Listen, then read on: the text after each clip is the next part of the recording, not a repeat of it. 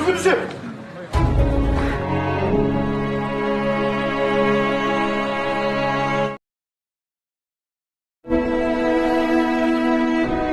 Di sini Jo-young sangat sedih atas meninggalnya Jo Pil-do, dikarenakan selama ini Jo Pil-do tidak bersalah. Dan Jo-young mengatakan kalau Dok-young adalah Yun-woo. Akan tetapi Tae-pyung sudah tahu lebih dulu, namun dia pun belum sempat mengatakannya pada Jo-young. Tak lama Pak Nam datang untuk mengatakan kalau dia akan bertanggung jawab karena telah memfitnah Jo Pil-do. Jo-young lalu mengatakan jika ingin menangkap Dok-young, maka kita harus mengatakan pada media kalau selama ini Jo Pil-do telah difitnah dan berharap kalau Pak Nam akan melakukannya.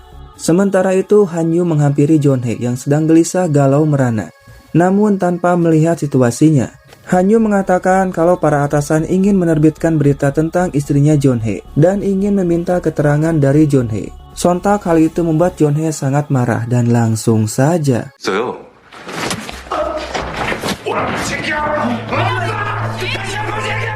Untungnya karyawan yang lain datang untuk menghentikan Jon-hae. Sekarang ini Jon-hae diibaratkan seperti api dan Han-yu malah menuangkan bensin ke dalam api tersebut. Sementara itu di tempat lain, meskipun sekarang Jo-young tahu kalau Dok-young adalah anaknya Jo Pil-do, namun Jo-young meminta para Dok-young untuk melakukan otopsi pada mayat Jo Pil-do. Tentu saja Dok-young pun menolaknya dan hal itu membuatnya merasa sangat sedih. Jo-young pun mencoba untuk menjelaskan semuanya, namun tetap saja Dok-young menolaknya. Alhasil Jo-young pun langsung pergi.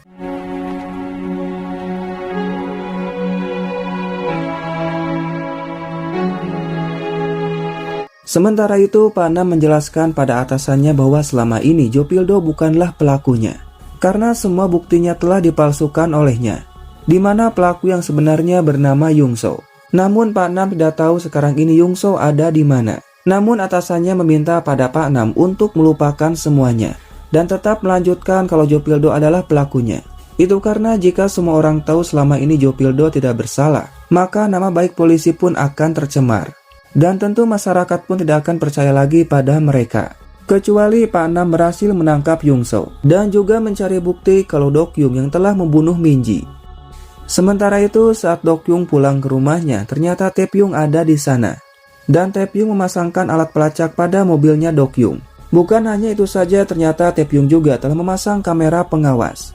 Alhasil Tae-pyung tahu kunci sandi untuk masuk ke rumah Dok-young. 1109? 무슨 숫자지? Sementara itu di kantor polisi, Pak Nam menjelaskan semuanya pada mereka tentang Jo Pil-do yang selama ini tidak bersalah, karena Pak Nam telah memalsukan buktinya. Dan besok Pak Nam akan mengatakan semuanya pada Dok-young. Singkat waktu, pagi pun datang. Tae-pyung yang melihat Dok-young telah pergi dari rumahnya, dia pun langsung masuk ke rumah Dok-young. Tentu saja untuk memasang kamera pengawas. Dan tanpa disengaja Tae-pyung menemukan pintu ruang bawah tanah. Namun ketika akan membukanya, ternyata Dok-young telah kembali bersama dengan Pak Nam, sehingga Tae-pyung pun langsung bersembunyi.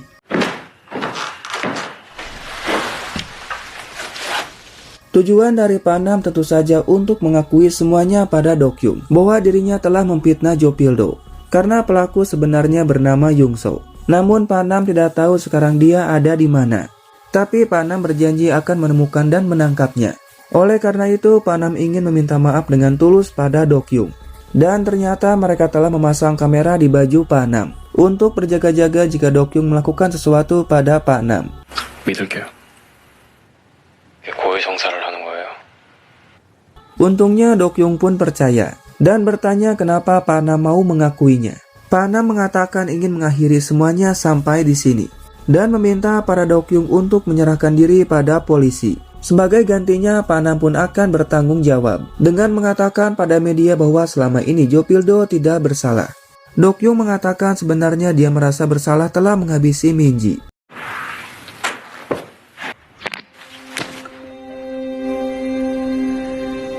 Dan ya, ternyata Dok-young tahu ada kamera di baju Pak Nam. Alhasil dia pun sangat marah sambil mengatakan, kalau kamu tidak akan pernah bisa menangkap pelaku sebenarnya, yaitu Yung-so, karena dirinya telah menghabisinya.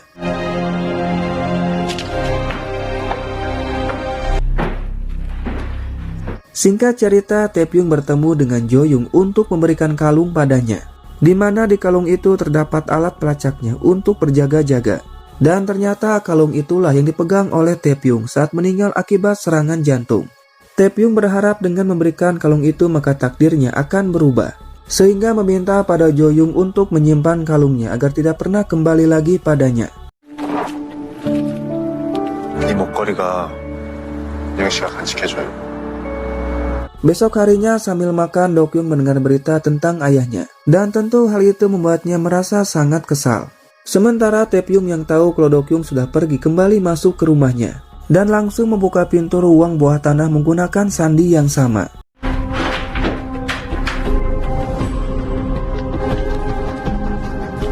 Dengan menggunakan senter dari ponselnya, Taepyeong mulai menelusuri tempat ini hingga tiba-tiba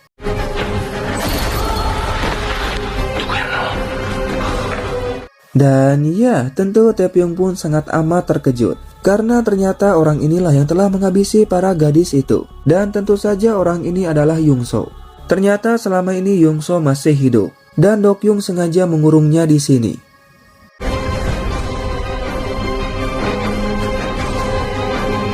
Young-soo mengatakan di sini terdapat kamera pengawas. Tentu hal itu membuat Taepyeong menjadi panik. Dan Young-soo menyuruh untuk pindah tempat agar tidak tersorot oleh kamera. Taepyeong lalu bertanya sejak kapan kamu dikurung. Namun Young-soo pun malah menangis. Dan ternyata benar saja meskipun di mobil, Do-kyung tetap mengawasi Young-soo. Karena jika Young-soo berhasil kabur maka semua rencananya akan menjadi berantakan.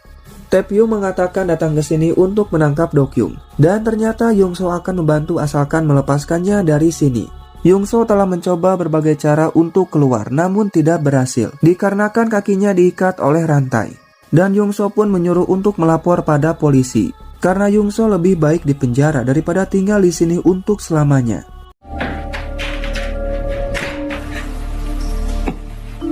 Namun ketika akan pergi, Taepyeong melihat Jo-young dan tak lama Do-kyung pun datang. Sehingga Do-kyung mengajaknya untuk masuk dan Taepyeong langsung bersembunyi.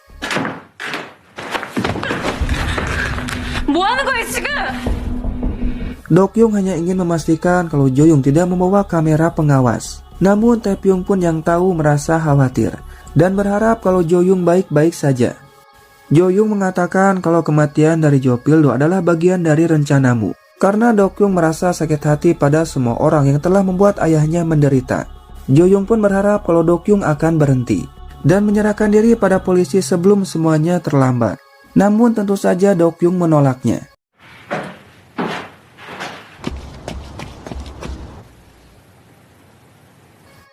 Singkat cerita, Taepyeong mengajak Jo-young ke rumahnya untuk makan malam. Namun sebelum itu Nuna Lee memberikan baju baru untuk Jo-young. Tentu saja hal itu membuat Jo-young merasa aneh dan langsung bertanya pada Taepyeong kenapa bisa tahu kalau bajunya robek. Dengan terpaksa Taepyeong mengatakan kalau dia memasang kamera pengawas di rumah Do-kyung. Dan ternyata hal itu membuat Jo-young sangat marah dikarenakan Taepyeong telah bertindak sendiri. Taepyeong lalu mengatakan kalau Young-soo dikurung di rumah Do-kyung. Mendengar hal itu, Jo-young pun terkejut dan meminta untuk menyerahkan semua rekaman videonya. Sementara itu, Young-soo berharap kalau Taepyeong akan segera datang untuk menolongnya.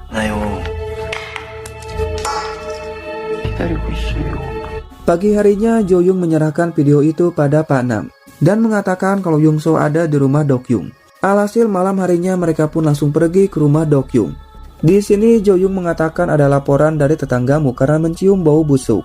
Dengan perasaan yang takut, Do-kyung terpaksa menyuruh mereka untuk masuk. Sementara itu, Pak Nam melihatnya dari kamera pengawas yang sebelumnya dipasang oleh Taepyeong. Jo-young meminta untuk mengatakan sandinya agar dapat membuka kuncinya. Do-kyung pun mengatakan sandinya 1109. Namun Jo-young pun yang mendengar angka itu merasa tidak asing.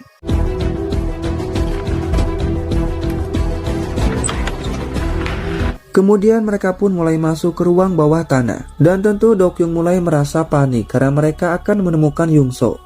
Namun anehnya ketika mereka masuk, Young-soo tidak ada di sana. Bahkan kurungannya ikut hilang. Tentu saja hal itu membuat Jo-young merasa heran. Karena mana mungkin Taepyeong berbohong padanya. Itu artinya Do-kyung sudah tahu kalau mereka akan datang ke sini. Do-kyung lalu mengatakan tempat ini sudah ada sejak pindah ke sini. Dan mana mungkin dirinya menyimpan mayat di sini. Jo-young langsung menelepon Taepyeong dan mengatakan kalau Young-soo tidak ada di sana. Tentu hal itu juga membuat Taepyeong merasa heran. Dan sekarang kita pun bisa tahu kalau Dokyung orang yang sangat pintar.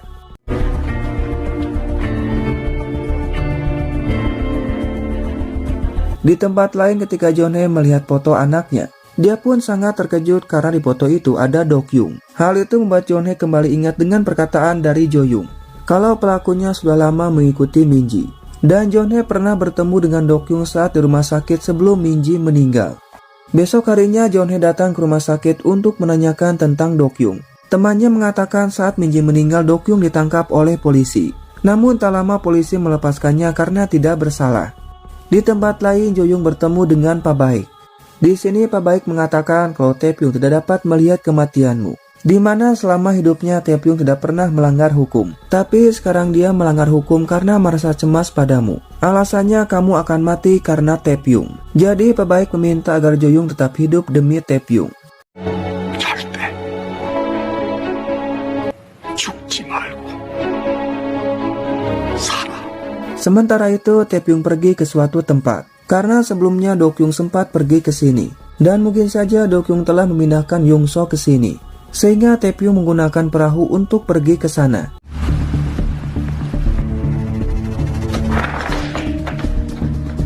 Dan ternyata hanya ada alat pelacaknya saja. Tak lama Dokyung pun menelepon. Ternyata dia pun sudah tahu kalau Taepyeong memasang alat pelacak di mobilnya. Dan yang lebih edanya lagi Dokyung juga memasang alat pelacak di mobil Taepyeong. Dan ternyata Dokyung tahu kalau Taepyeong telah masuk ke ruang bawah tanahnya. Bahkan Dokyung pun sudah tahu kalau Taepyeong memasang kamera pengawas di rumahnya. Oleh karena itu Dokyung memindahkan Yongso ke tempat lain. Sontak saja hal itu membuat Taepyeong sangat marah. Namun hal itu juga akan membuat Dokyung semakin agresif lagi. Dan mungkin saja akan melakukan hal yang lebih mengedankan lagi.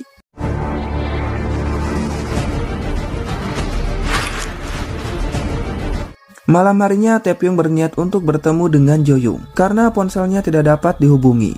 Akan tetapi Joyoung pun tidak ada di sana. Dongwo pun mencoba untuk menelepon saudaranya. Namun ternyata Joyoung belum pulang. Tentu saja hal itu membuat Taepyeong merasa cemas. Dan untungnya saat Taepyeong pulang ke rumah, dia pun melihat sinyal dari kalung yang dipakai oleh Joyoung. Sehingga Taepyeong pun langsung pergi ke sana. Singkat waktu pagi pun datang. Tanpa diduga ternyata Dokyung datang ke rumah Pak Baik dengan menyamar sebagai petugas PLN. Dan sepertinya Dokyung tahu kalau Taepyeong tidak ada di rumah.